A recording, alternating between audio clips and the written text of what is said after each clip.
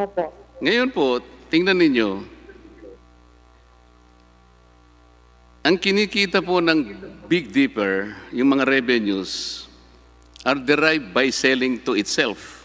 Kasi po, yung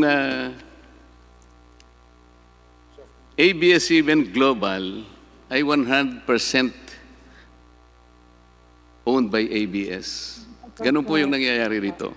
Kaya po ang tanong ko sa inyo,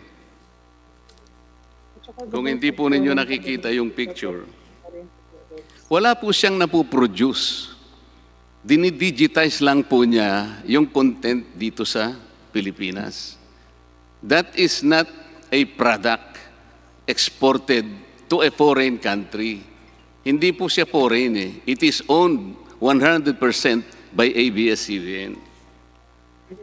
Ngayon po ito,